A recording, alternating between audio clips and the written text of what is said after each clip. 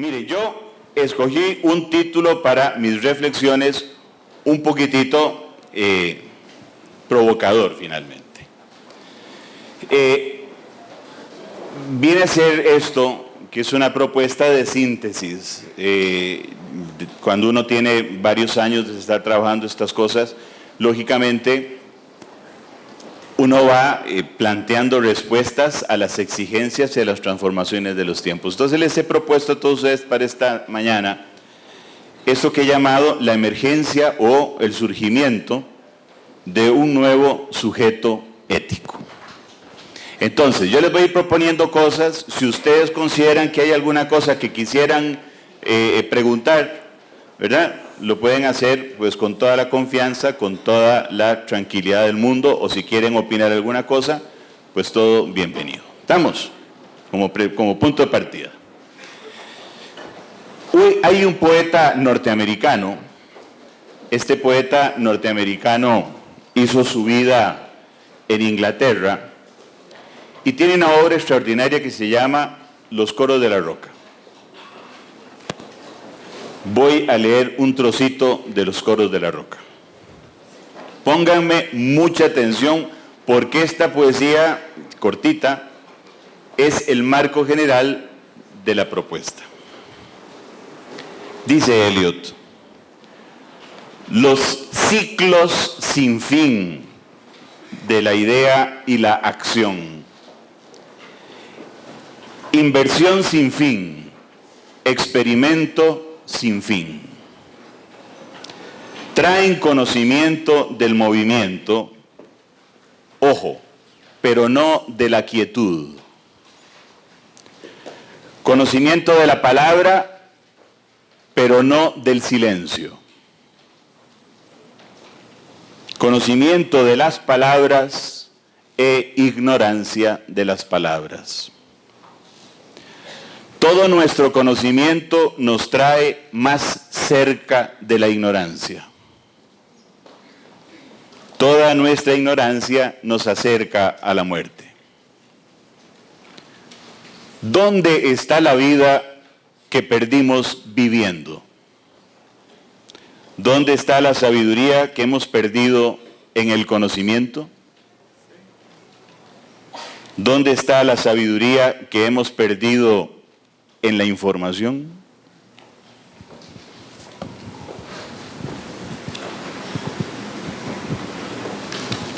Primer punto, un punto de partida.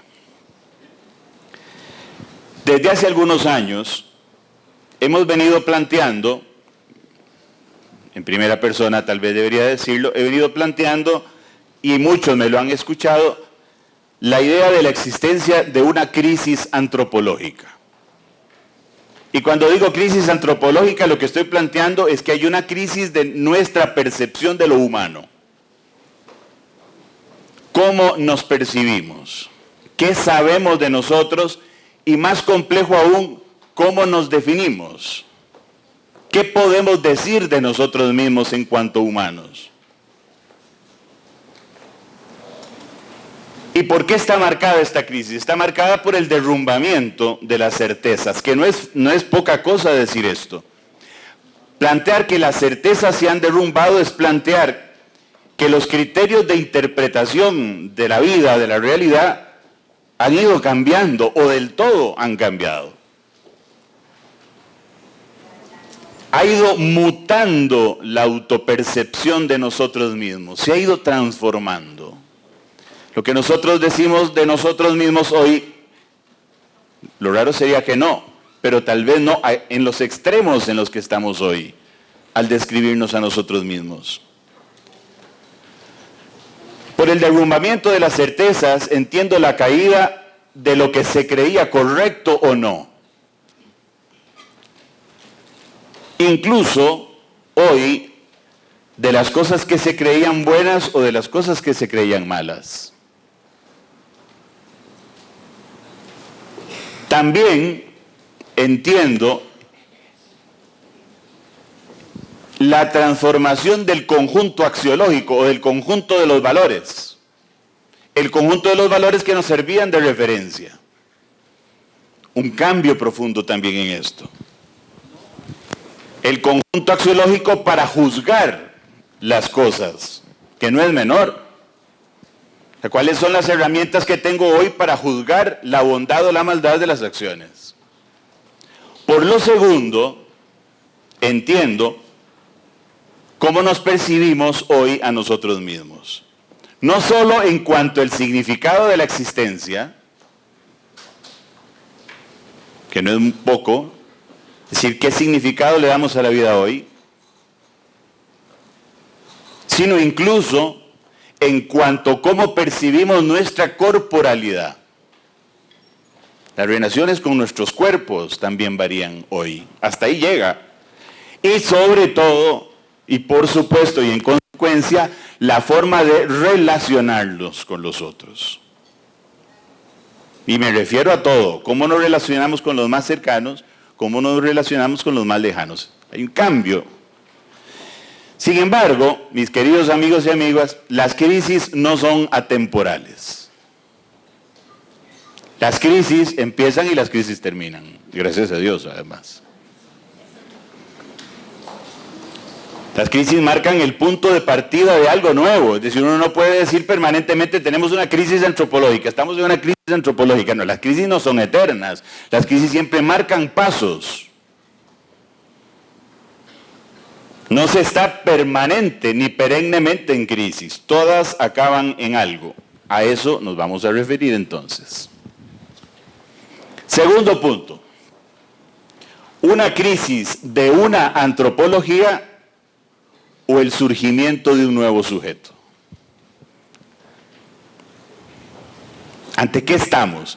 Estamos ante el hecho de que se puso en crisis nuestra forma de vernos, de percibirnos, de entendernos, de relacionarnos, o es que ya realmente estamos ante un nuevo sujeto. Es decir, somos nuevos, somos distintos. A finales de la década de los 60, ojo, empezó a gestarse en el mundo una profunda transformación. Muchos de los que estamos aquí tenemos las suficientes canas en la cabeza o en la cara como para darnos cuenta de esto que estoy diciendo. Particularmente en la Europa del año 68, se impuso en los medios universitarios y en los medios culturales una corriente de pensamiento. Esa corriente de pensamiento se caracterizaba por una serie de ideas que no siempre eran convergentes, sino que eran disruptivas. Era un profundo ánimo de ruptura, de cambio sistémico, los fines de los 60.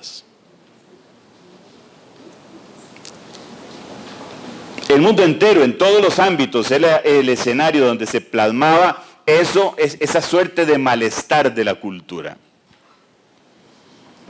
La Guerra Fría, el movimiento hippie, dictaduras de derecha y movimientos revolucionarios en el mundo y sobre todo en América Latina. La Iglesia Católica vivía también una revolución interna como un gran actor social con una cosa que se llamó el Concilio Vaticano II. La carrera espacial, la revolución sexual marcada por el surgimiento de la píldora y un larguísimo etcétera. Hacia fines de los 70 e iniciados los 80 se impuso con fuerza lo que se llamó el pensamiento débil. Una especie de corriente devastadoramente irracional. Esta vaina del pensamiento débil, para los que nos gusta estudiar estas cosas, fue un desastre. ¿Por qué? Porque planteaba la imposibilidad de construcciones firmes del pensamiento. Planteaba que el pensamiento no era capaz de fundar la convivencia social. No era capaz de fundar un pacto social nuevamente. Y el toque de gracia a todo este cambio lo daría la caída del muro de Berlín en el año 89 y la irrupción de Internet. El primero, la caída del muro, haría declinar los grandes relatos. Haría declinar los grandes relatos ideológicos con los cuales se interpretaba todo, la economía, la filosofía, las relaciones sociales. Todo eso cambió.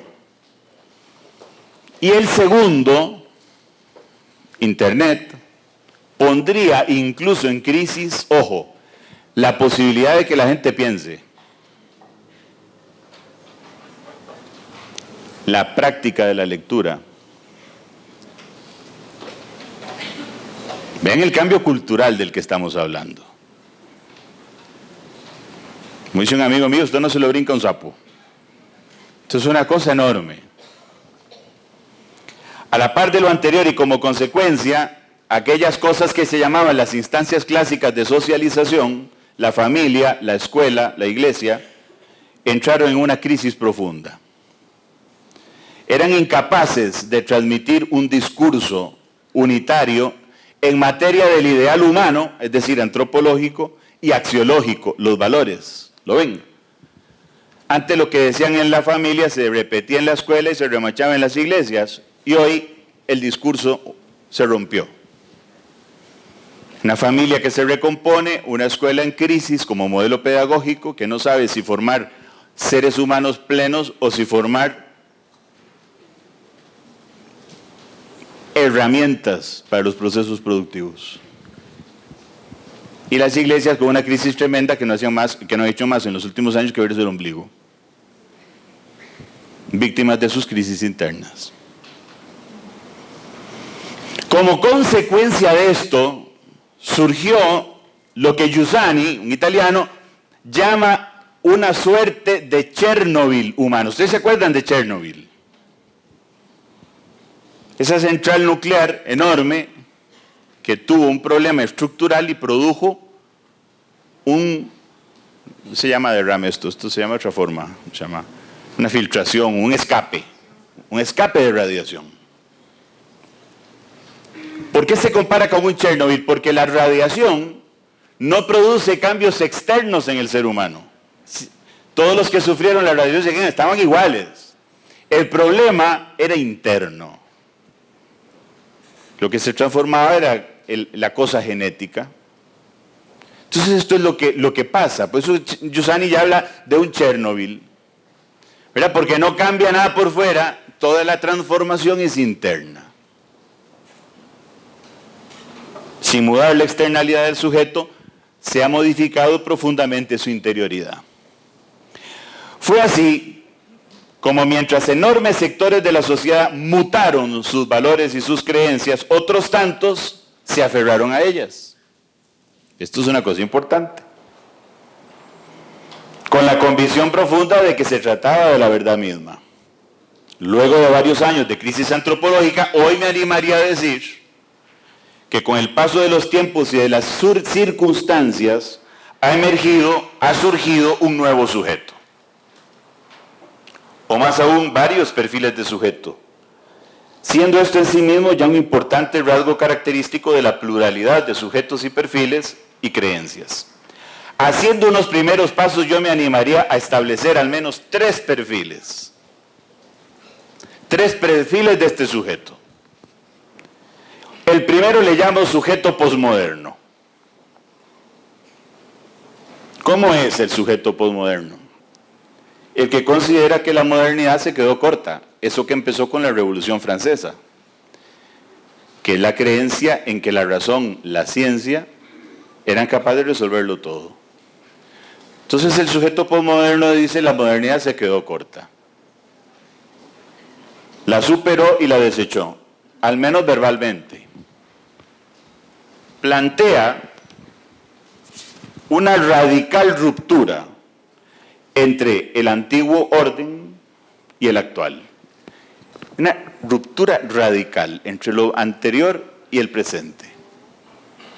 En ese antiguo orden, entonces, este sujeto posmoderno carga todas sus baterías contra varias cosas. Primero, contra lo religioso. Particularmente contra lo católico. Hay un ánimo de ruptura profundo contra eso. Aunque en esto, aunque no lo sepa, es bastante más moderno de lo que cree. Porque la modernidad fue esencialmente una ruptura contra esos paradigmas. Recordemos que la ruptura de la Ilustración contra todo lo que fuera religioso lo llevó a tacharlo de oscurantista. Todo lo medieval era oscurantismo, frente a la pretensión de ser ellos los verdaderos ilustrados, es decir, los iluminados. La opinión de esos modernos con relación al hecho religioso sigue siendo esencialmente la misma. Sin embargo, también sospecha de la ilustración. ¿Ustedes se acuerdan que en la Revolución Francesa cuando toma todos los edificios de París, ya van a la Catedral de Notre Dame, quitan el sagrario y ponen una estatua de la diosa Razón? Porque la pretensión es que ahora la diosa Razón iba a resolverlo todo. La razón y la técnica van a resolverlo todo. La razón en maridaje con su hija, la ciencia y la técnica vendrían a solucionarlo todo. Lo que pasa es que los grandes genocidios del siglo XX, más las explosiones atómicas en Hiroshima y Nagasaki, se encargarían de derrumbar esta pretensión de que la técnica, la ciencia y la razón lo resolvían todo. Segundo sujeto, el moderno, que antes estaba peleado con la modernidad. Se trata del sujeto religioso. El sujeto religioso, aunque le cuesta aceptar que sea moderno, lo cierto es que es más de lo que lo piensa. A partir del hecho de que la gran institución que representa el paradigma religioso, que es la Iglesia Católica, acabó aceptando el grueso de la herencia de la modernidad. Particularmente a partir del hecho de que la Iglesia jerárquica aceptó los dos postulados más importantes de la Ilustración. ¿Cuáles? Los derechos humanos, en el año 48, y la democracia como el mejor de los sistemas políticos. Hoy el católico promedio es bastante moderno en su mirada sobre el mundo. Tercer sujeto, el sujeto síntesis. Esto es muy hegeliano. A mí no me gusta Hegel, pero bueno, eso es así. Es el que está en medio de todo este pleito, el sujeto síntesis. Y que con bastante sentido común va comprendiendo la verdad del axioma aristotélico que decía la virtud en el medio.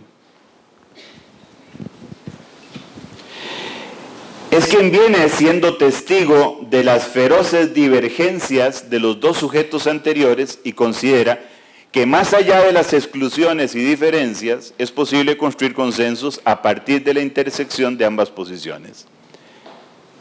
Y en las redes sociales los vemos, ¿verdad?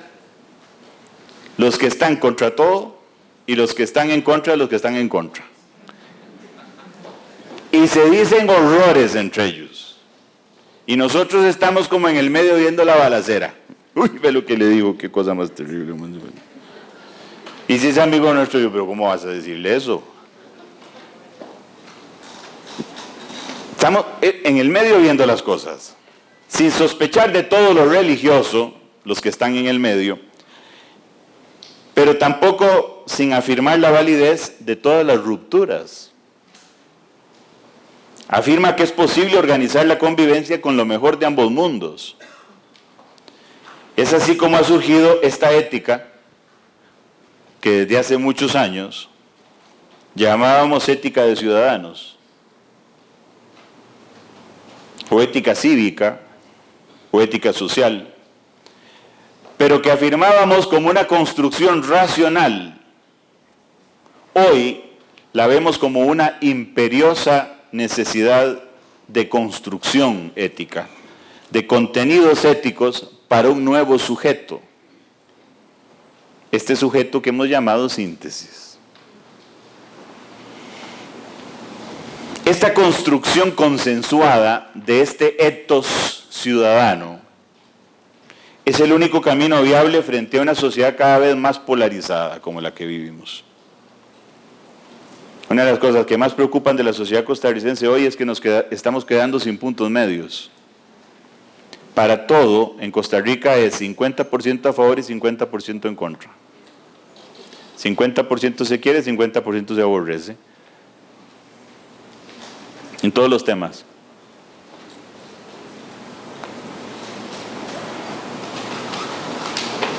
Frente a esa sociedad cada vez más polarizada, llena de discursos intransigentes y tolerantes, es necesario plantear la necesidad de los consensos, de los diálogos, de los puntos de acuerdo, de los escenarios que nos permiten tomarlos, porque ni esos están. Si no están los acuerdos, menos los actores y menos los escenarios. John Rawls, un gringo, planteó en los 70s, cuando era casi un pecado hablar en los Estados Unidos de esto, la existencia de estas teorías de la justicia y teorías de la felicidad.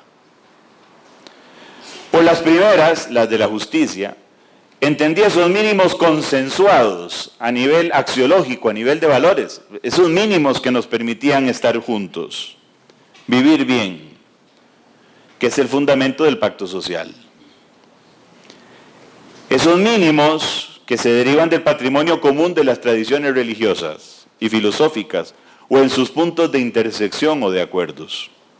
Por las segundas, las de la felicidad, entendemos esas opciones particulares que cada persona hace y que le brinda respuesta a su manera de entender la vida y su significado. De esto la profesora Cortina nos hablaba ayer. Esta ética de ciudadanos es la base del pacto social. Las sociedades necesitan acuerdos. No podemos vivir a la libre. Por eso es que no podemos seguir repitiendo en la vida que en materia de valores cada uno piensa lo que quiere. Esto no es cierto, porque si esto fuera así, la convivencia sería imposible.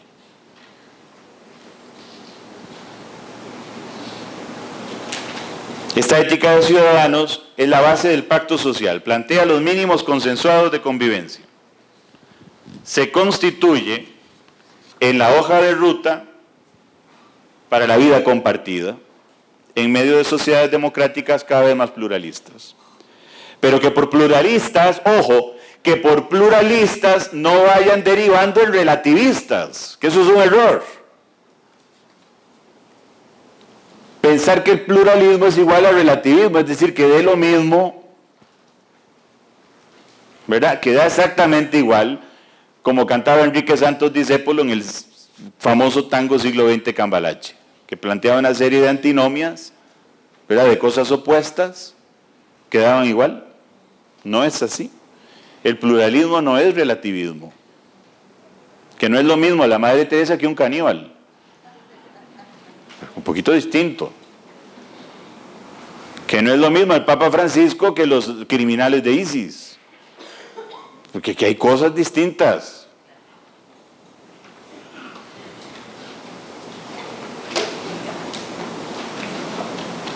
Que no puede ser que vayamos derivando en situaciones relativistas o anómicas, escenario que nos colocaría además delante de la ley del más fuerte, o ante las conductas irracionales o emotivistas que le dan patente de corso a cualquiera para hacer prácticamente cualquier cosa. Siguiente punto, y ya no sé cuál número es porque no puse numeritos, entonces ya se me olvidaron. Pero el título es así: en nuestras sociedades y en consecuencia en nuestras organizaciones tenemos los tres sujetos viviendo juntos en este momento. Y esto es un reto. ¿El qué? Tres. Es decir, que a pesar de todo lo anterior, el sujeto síntesis no reina. Están los tres juntos. En la sociedad actual costarricense, en nuestras organizaciones laboran los tres. Están trabajando los tres. Y esto plantea un reto para aplicar estas cosas en estas organizaciones. Laboran no necesariamente incluso las mejores versiones de esos tres sujetos. Podríamos incluso hablar hasta 6. Los tres expuestos en estado puro, más sus versiones más desmejoradas.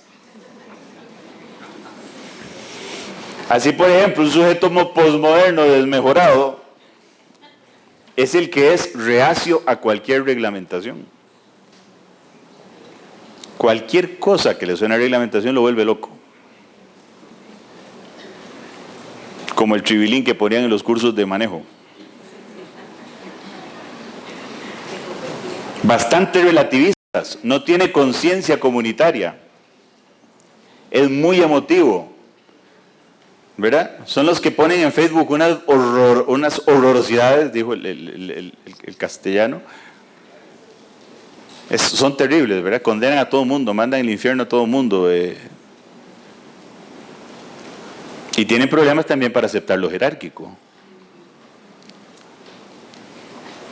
El sujeto moderno, desmejorado también, deudor como es de algunas tradiciones religiosas, en su versión más moralista y dual, que separa sus creencias de sus vidas, tiende a separar sus convicciones de sus acciones.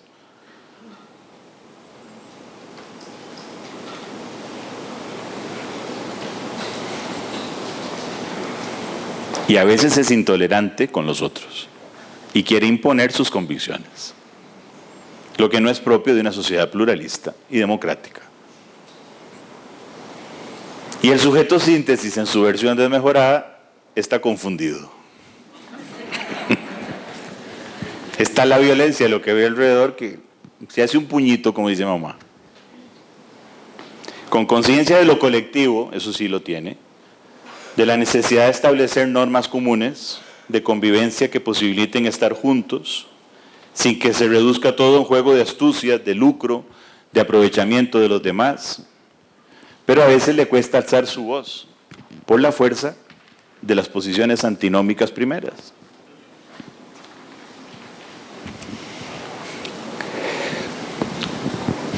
Cuarto. Ahí también. En una asistente estrella. Allí. ¿Cómo se llama usted? Mayra. Le voy a decir, Mayra, ¿cuál sigue? Le voy a decir. Algunos rasgos epocales. Ojo, de época. Es que esa es la maña de decir cosillas así medias. Algunos rasgos epocales comunes a todos los sujetos. Ojo, esta parte me parece que es muy importante. Voy a describir 3 rasgos que creo yo que más allá de que seas moderno, posmoderno, síntesis, los tenemos todos. Esto es un poquito duro, pero bueno, tómame un traguito de estos. Y como es viernes, podemos.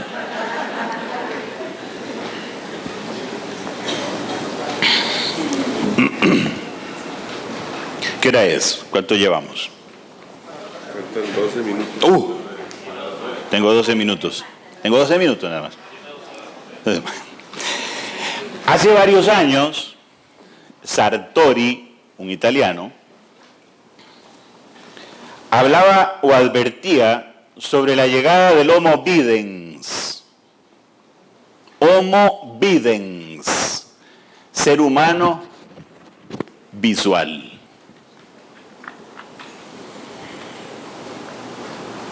Y vean el horror que decía Sartori. Un mundo concentrado solo en el hecho de ver, un mundo concentrado solo en el hecho de ver, vean la fuerza de la frase, es un mundo estúpido.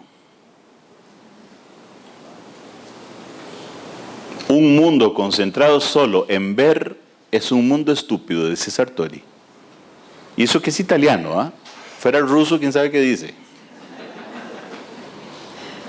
Y sigue Sartori.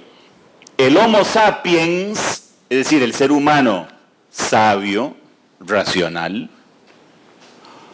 un ser caracterizado por la reflexión, por su capacidad para generar abstracciones, se está convirtiendo en un Homo videns. ¿Lo ven? Una criatura que mira, pero no piensa.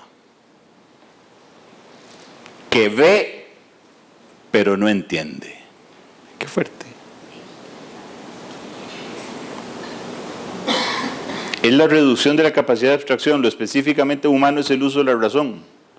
Una sociedad sobrepoblada por la imagen Es una sociedad que pierde su característica fundamental de humanidad, que es la racionalidad. ¿No ven qué serio?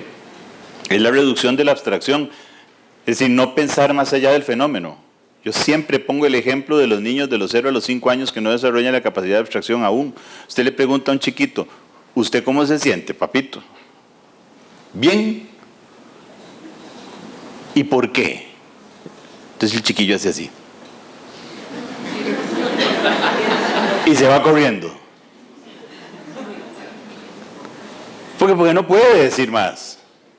Para él lo que existe es lo que siente. El chiquillo no va a decir, qué buena pregunta, papá.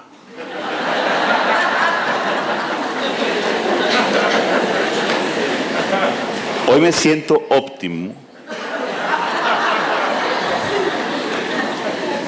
porque mi sistema nervioso central está perfecto. No lo sé mañana, pero hoy... Esto no es el niño lo que siente, es lo que dice.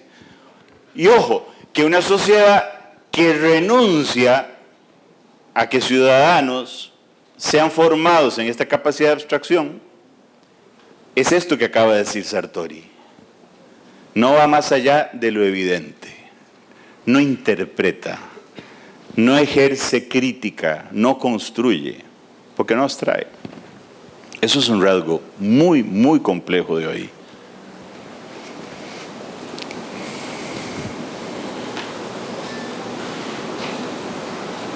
Es por ello que la ética, piensen ahora ustedes, que es esencialmente abstracción. ¿Lo ven? La ética es esencialmente abstracción y pensamiento. Entonces corre el riesgo de la crisis. ¿Qué es un valor? Una palabra que designa una acción de efecto bondadoso. ¿Lo ven? Una palabra que designa una acción de efecto bondadoso. ¿Ven? No hay nada material, no hay nada tangible. Y peor si lo decimos como lo decía Zubiri, el español. Javier Zubiri decía que un valor era algo deseable. ¿Qué tal? ¿Lo ven? Una sociedad que no abstrae, que no piensa, que domina lo visual, ¿cómo hace para acercarse a estos temas? Y si decimos que la ética es el momento reflexivo previo al acto,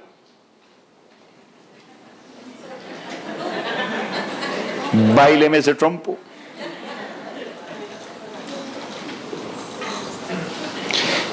Se trata de un sujeto que no solo, otra característica, es videns, es también, y a veces monótono, homo faber, es decir, ser fabricante. Max Frisch, un escritor europeo, ya en el año 57, tituló a una novela suya así, Homo Faber, jugando con el apellido de su protagonista, que era Faber. ¿Qué es el Homo Faber? Es aquel que no tiene más competencias que las técnicas. Ese sabe hacer cosas. Por eso la Sofía, sabiduría, le resulta lejana. Yo lo que sé es hacer cosas. Yo soy un genio de la tecnología, de la informática. Yo sé hacer muchas cosas, soy un experto en hacer balance scorecard. Sé hacer cohetes espaciales. Pero no me preguntes más. Sofía le resulta lejana e incomprensible. Rindiéndose fácilmente, se rinde fácilmente a los gurúes de turno. ¿Han visto ustedes que vienen gurús cada cierta época? El gurú del coaching. Y vamos todos a ver el gurú del coaching. El gurú de la planificación. Vamos todos a ver el gurú. Y vamos al Intercontinental a pagar $500 por oírlo media hora. Salimos muy contentos. Pero nos aproximamos, a ver si por osmosis se nos pega la sabiduría.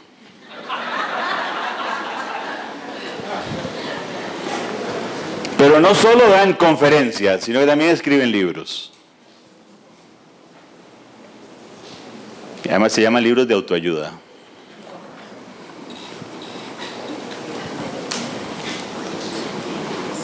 Mercaderes de libros superficiales y autopresentados como expertos en autoayuda.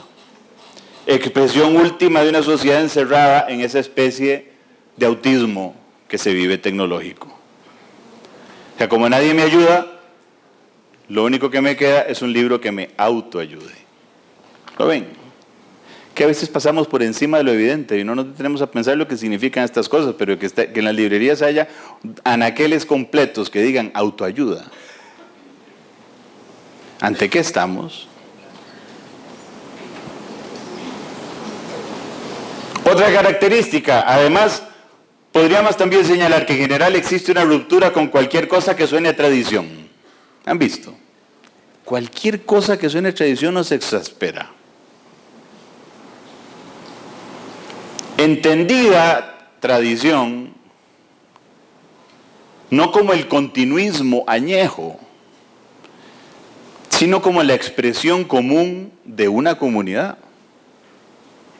que le da identidad y le da características de pueblo y no de sujeto aislado.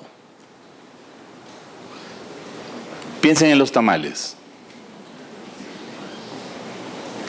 Eso es tradición con mayúscula. No porque sean una experiencia gastronómica memorable, para ser francos. No deja de ser una pelota de masa. Pero cuando nos comemos un tamal, no nos estamos comiendo un tamal. Estamos comiendo nuestra historia familiar. Estamos comiéndonos a Costa Rica. ¿Lo ven? Es distinto. Pues entonces es un pueblo que tiene una tradición, es un pueblo que se siente familia. ¿Lo ven? Cuando usted le quita la tradición al pueblo, usted aísla a cada uno de esos y lo puede manipular más. El poder es feliz aislando a las personas. ¿Por qué? Porque contra un pueblo no puede, pero contra una persona sola sí.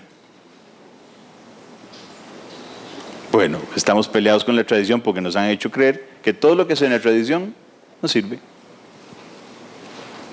Y menciono el tamal por decir algo, pero la lista.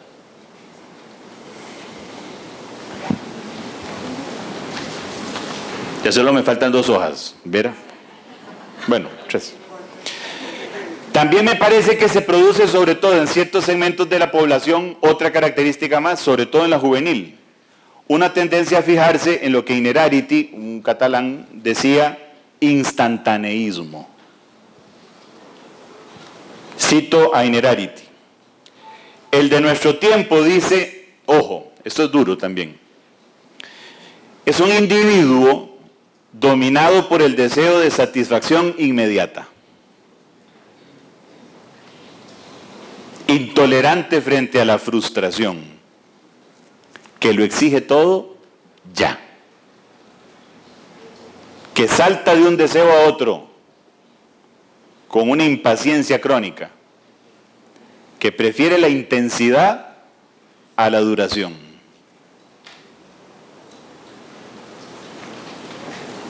Incapaz de inscribirse en el menor proyecto y de toda continuidad, que exige del presente lo que debería esperarse del futuro. Y sí, lo urgente ha sustituido a lo importante. Piensen en muchos gente joven que a los 25 años ya se les acabó. Ya le hicieron todo. Todo lo anterior ha generado el sujeto actual, que como puede deducirse con solo abrir los ojos, es bastante reacio a la ley, a los controles. ¿Lo ven? Es que si se dan cuenta, si no se parte del punto de partida correcto, el punto final es incorrecto. Y si ustedes quieren aplicar la ética en todas las organizaciones, si ustedes no parten del sujeto que tienen al frente, sino del que estaba, no va a servir. Sí, claro, le están hablando a gente que tiene otra cosa en la cabeza. No, hablame de otra cosa, presentame las formas de otra cosa, porque yo no soy así. Yo ya no respondo a estas cosas. Estamos respondiendo preguntas que nadie ha hecho. No hay nada más necio que responder preguntas que nadie ha formulado. Entonces, si no partimos del sujeto ético, lo ven, del sujeto real que tenemos hoy, con estas características, entonces todos los esfuerzos que hagamos van a estar condenados al fracaso. Porque vamos a estarle hablando a Pedro cuando el que está al frente es Juan.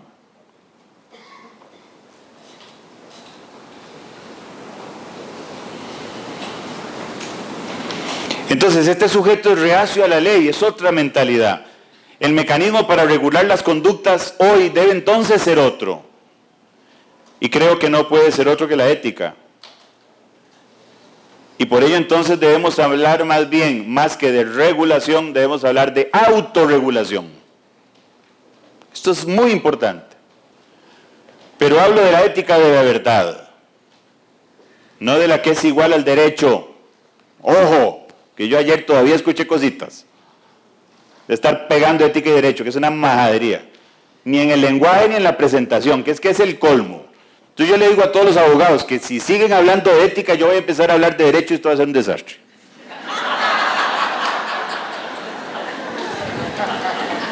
Deje que le haga el nuevo código penal para que vea usted cómo les va a ir. Zapatero a tus zapatos. Ya me enojé, ya no sé dónde voy. Lo primero es hacer lo que hoy hemos hecho. Ya se los dije. Perfilar el sujeto que tenemos al frente. Nosotros mismos somos hijos de estos tiempos, no somos diferentes. Somos una generación en crisis y en labores de parto. Hace una nueva forma de ser, pero que aún no está acabada. Constatamos las ausencias de las preguntas fundamentales de la existencia humana. ¿Cuáles son las preguntas fundamentales de la existencia humana? ¿Quién soy yo? ¿Para qué vivo? La gente no se pregunta estas cosas hoy. Hay que despertar estas preguntas en la gente. Porque solo si se entienden a sí mismas como un bien, que están llamadas a ser felices, van a cuidar sus actos. Solo si yo sé quién soy, para dónde llevo mi vida, cuido mis acciones. Ese es el motor más fuerte que tiene la existencia. De las respuestas a estas preguntas se deriva la posibilidad de hablar de ética. De lo contrario, la convertimos en un obstáculo y no en una herramienta para el bien vivir. Solo si nos afirmamos como un bien, como seres únicos e irrepetibles, relacionales, tendremos claridad del propósito de nuestras vidas. Estar bien con nosotros mismos y con los demás. Ser felices, en síntesis, como insistía ayer la profesora Cortina en su exposición. Sin embargo, estas dos cosas que planteaba Giussani como las exigencias fundamentales del corazón parecen estar cada vez más dormidas. El corazón humano es exigencia de dos cosas, significado y felicidad. Si usted no le da al corazón humano eso, siempre va a estar la herida del corazón abierta y siempre va a estar por cerrarse y siempre va a estar aspirando a más. El corazón humano exige significado y felicidad. Hay que despertar estas exigencias del corazón para que el ser humano entienda la ética, porque si la ética es el cuidado de los actos, solo cuida sus actos quien cuida su vida. Esto tenemos que entenderlo.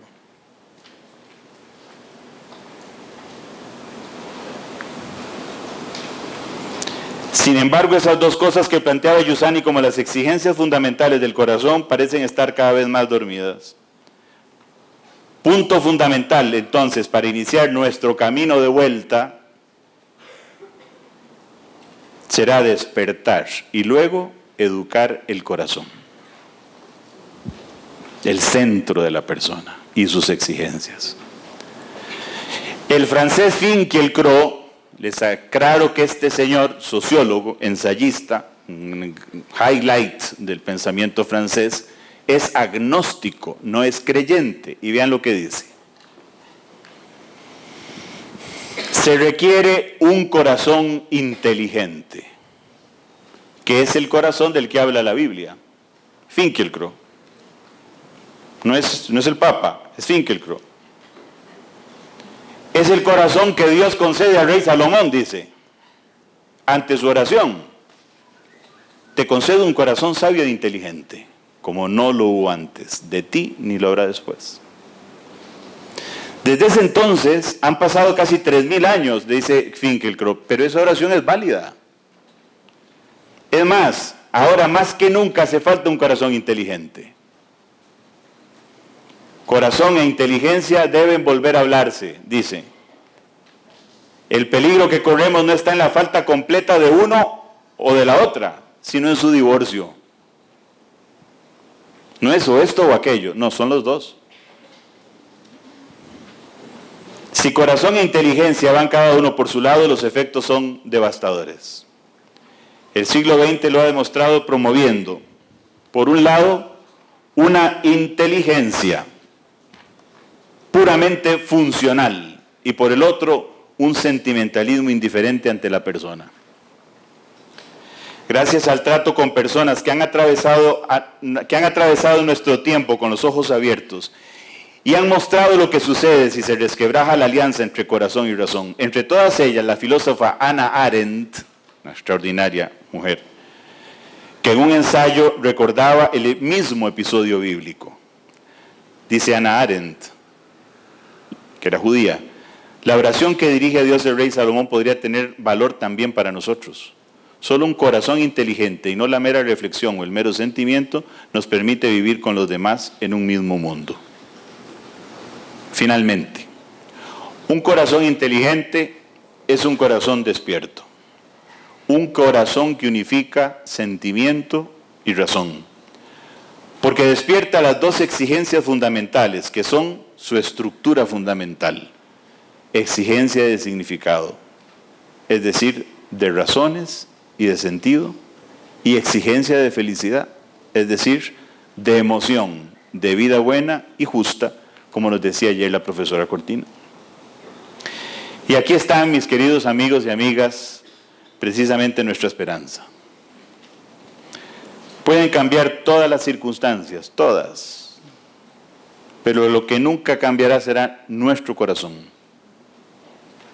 Nuestro corazón y sus exigencias. Por eso vale la pena y valdrá siempre trabajar por despertar y educar el corazón. Primero el propio y luego por contagio el de aquellos que por múltiples razones podemos llamar también nuestros hermanos. Gracias.